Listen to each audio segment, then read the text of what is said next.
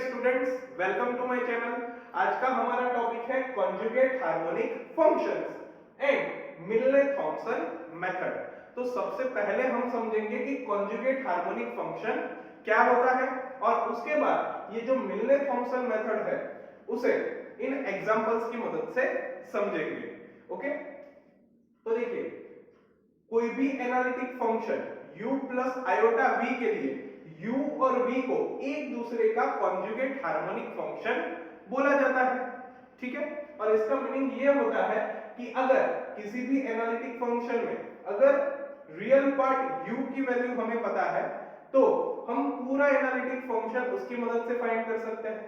ठीक है, और अगर किसी एनालिटिक फंक्शन में अगर इमेजिनरी पार्ट v की वैल्यू हमें पता है तो उसकी मदद से भी हम पूरा analytic function f of z find कर सकते हैं। ठीक है, तो ये किस तरीके से करना है तो उसके लिए मिलने-थॉम्पसन मेथड है। ठीक है, तो यहां पर मैंने मिलने-थॉम्पसन मेथड के दोनों केस और उसके वर्किंग रूल्स लिखे हैं। तो इस तरीके से स्टेप बाय स्टेप आगे बढ़े तो रियल पार्ट पता है या फिर इमेजिनरी पार्ट पता है, उसकी मदद से हम पूरा एनालिटिक फंक्शन फाइंड कर सकते हैं। ठीक है, ये किस तरीके से करना है तो वो इन एग्जांपल की मदद से हम समझेंगे। ठीक है, पहले एग्जांपल में मैंने क्या लिया है कि रियल पार्ट हमें पता है और हम analytic function f of z find करेंगे। दूसरे एग्जांपल में मैंने क्या लिया है, हमें इमेजिनरी पार्ट v पता है और उसकी मदद से हम एनालिटिक फंक्शन फाइंड करेंगे।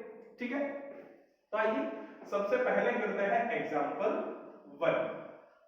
तो एग्जांपल 1 में हमें बोला है कि find the analytic function f of z is equals to u plus iota v if u is equals to x cube minus 3xy। Here u is equals to x cube minus 3xy, यानी कि यहां पर हमें f of z का real part दिया है। तो देखिए यहां पर केस 1 क्या कहता है कि if real part of f of z is given, यानी कि u इज गिवन, तो सबसे पहला स्टेप क्या है, हमें del u by del x और del u by del y find करना है। ठीक है, चलिए वो फाइंड कर लेते हैं। Step 1, del u by del x। तो देखिए यहां पर विद रिस्पेक्ट टू x हम डेरिवेशन करेंगे तो ये हो जाएगा 3x स्क्वायर माइनस 3y। उसके बाद हमें फाइंड करना है del u by del y। तो देखिए विद रिस्पेक्ट टू y हम यहां पर डेरिवेशन करेंगे तो x क्यूब का तो क्या हो जाएगा 0 एंड माइनस 3xy इसका हो जाएगा माइनस 3x। ठीक है, नाउ स्टेप 2, हमें क्या फाइंड करना है f डैश z। ठीक है, तो देखिए जनरली f डैश z क्या होता है del u by del x plus iota del v by del x, लेकिन कोची-रीमान इक्वेशन की मदद से हम ऐसा बोल सकते हैं ना कि del v by del x की वैल्यू तो क्या होगी minus del u by del y, यानी कि f डैश z यानी क्या हो जाएगा del u by del x minus iota del u by del y। ठीक है, तो ये वैल्यू यहां पर हम रख देते हैं। सो del u by del x है 3x square minus 3y minus iota del u by del y क्या है माइनस 3x। तो देखिए ये क्या हो जाएगा 3x square minus 3y minus minus plus 3 iota x। ठीक है, नाउ स्टेप 3, हमें क्या करना है f डैश z में x की वैल्यू रखनी है z और y की वैल्यू रखनी है 0। Okay, so putting x is equals to z and y is equals to 0 in f dash z। so देखिए f dash z is equals to क्या हो जाएगा, यहां पर x की जगह z, so 3z square minus y की जगह 0 है, so 3 into 0 plus 3 iota x की जगह z। तो देखिए ये हो जाएगा 3z square plus 3 iota z। ठीक है, नाउ स्टेप 4, हमें क्या करना है f डैश z का इंटीग्रेशन, जिससे कि हमें fz मिलेगा। So integration of f dash z dz is equals to क्या होगा integration of 3z square plus 3 iota z dz। Okay, तो देखिए एफ डैश जेड dz, ये जो इंटीग्रेशन है ये तो क्या हो जाएगा f z is equals to 3z² का इंटीग्रेशन करेंगे तो ये आएगा 3z³ bye 3 plus 3 iota z का क्या हो जाएगा z² बाय 2 प्लस c, ठीक है। So 3 3 cancel, so f of z is equals to हमें मिलेगा z³ plus 3/2 iota z² plus c, तो ये हो जाएगा हमारा आंसर, ठीक है। तो इस तरीके से अगर हमें रियल पार्ट पता है किसी भी एनालिटिक फंक्शन का तो वो पूरा एनालिटिक फंक्शन हम फाइंड कर सकते हैं, ठीक है। तो अभी देखते हैं सेकेंड एग्जांपल।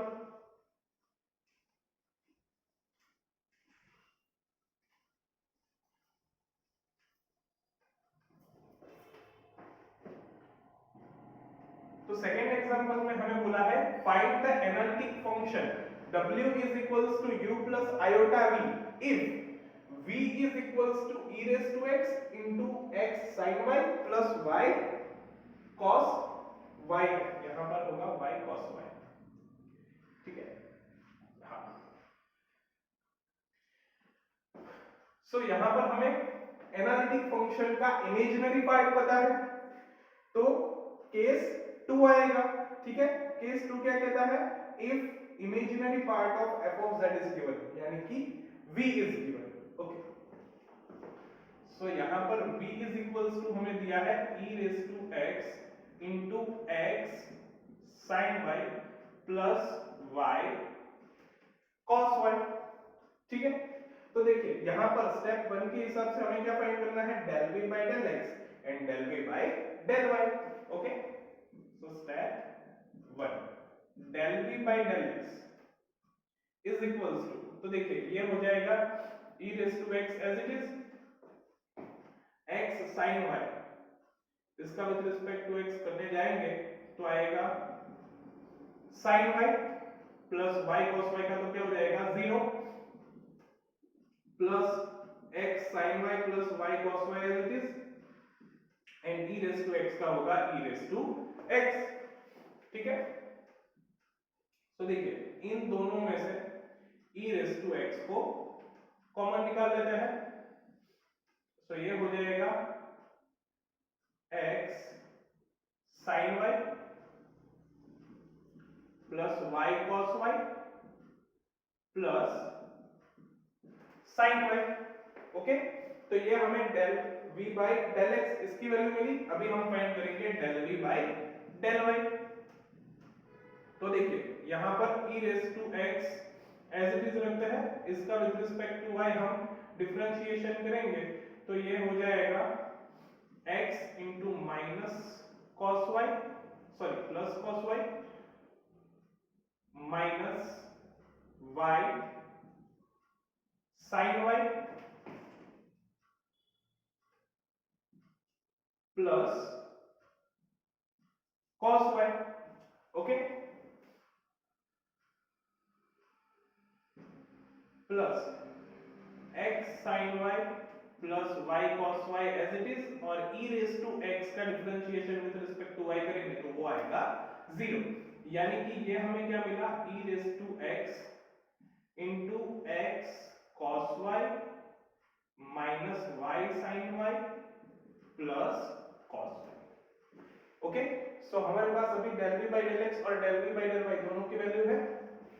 अभी हम करेंगे स्टेप 2, यानी कि हमें f dash z फाइंड करना है। तो जनरली f dash z क्या होता है, del u by del x plus iota del v by del x, ठीक है। लेकिन कोची-रीमान इक्वेशन की मदद से हम ऐसा बोल सकते हैं कि del u by del x यानी तो del v by del y होगा, ठीक है। So f dash z is equals to क्या हो जाएगा, del v by del y plus iota del v by del x, okay. So f dash z is equals to होगा del v by del y plus iota del v by del x, okay. So del v by del y की value है e raised to x into x cos y minus y sin y plus cos y plus iota del v by del x की value है e raised to x into x sin y plus y cos y plus sin y। Okay, so ये हमें f dash z की value मिल गई। अभी हमें क्या करना है स्टेप 3 में, तो f डैश z में x is equals to z और y इज इक्वल्स टू 0 रखना है। So step 3, putting x is equals to z and y is equals to 0 in f dash z।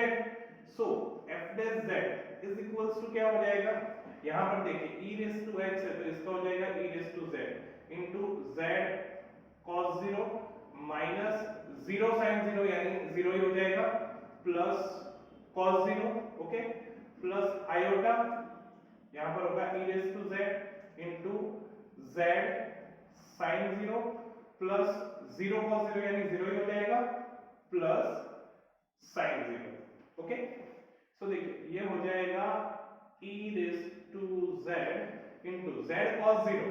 cos 0 क्या होता है 1, सो z into 1 यानी कि z plus cos 0 क्या हो जाएगा 1, okay, plus iota e raised to z into z sin 0, sin 0 0 होता है तो ये हो जाएगा 0 प्लस sin 0 0। सो देखिए 0 plus 0 0 into e raised to z यानी 0 ही हो जाएगा। सो f dash z की वैल्यू हमें क्या मिली e raised to z into z plus 1। ठीक है, अभी देखिए step 4,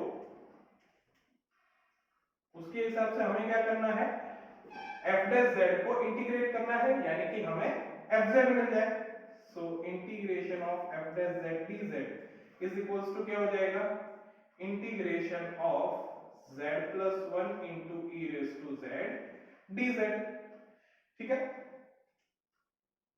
so integration of f dash z ये हो जाएगा f of z। अभी देखिए यहां पर ये जो इंटीग्रेशन है तो यहां पर क्या होगा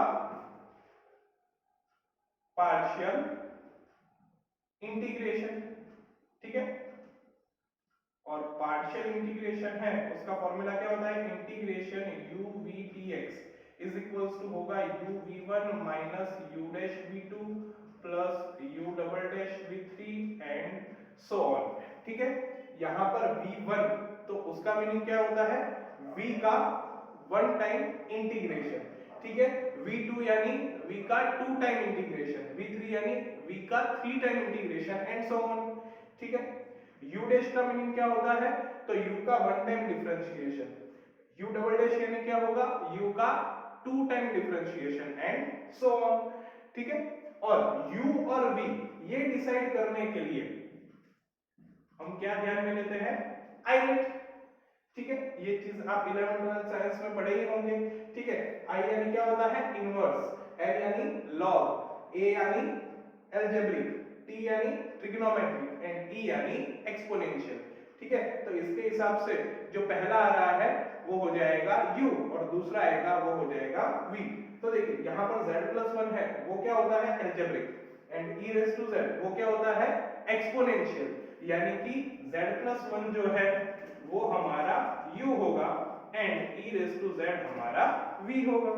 ठीक है, सो इस फॉर्मूला के हिसाब से हम इसका इंटीग्रेशन करते हैं तो u as it is, so z+1 as it is, v1 यानी कि v का one time integration, so e raised to z का होगा e raised to z minus u dash, तो z+1 इसका डिफरेंशिएशन क्या हो जाएगा 1 plus 0 यानी कि 1 into v2 यानी कि v का सेकंड टाइम इंटीग्रेशन, तो e raised to z का तो e raised to z ही होगा प्लस u डबल डैश यानी कि u का टू टाइम डिफरेंशिएशन, तो 1 का वापस से डिफरेंशिएशन करेंगे तो ये हो जाएगा 0, ओके, इनटू v3 यानी e raised to z का थर्ड टाइम इंटीग्रेशन, तो वो हो जाएगा e raised to z। ठीक है, अभी ये फॉर्मूला हमें कहां तक आगे तक लेना होता है तो जब तक हमें u का डिफरेंशिएशन 0 ना मिले, तो वो हमें यहां पर मिल रहा है 0 into e raised to z यानी ये टर्म भी 0 हो जाएगा। Okay, so plus c, so f of z is equals to हमें क्या मिलेगा z plus 1 into e raised to z minus e raised to z plus c।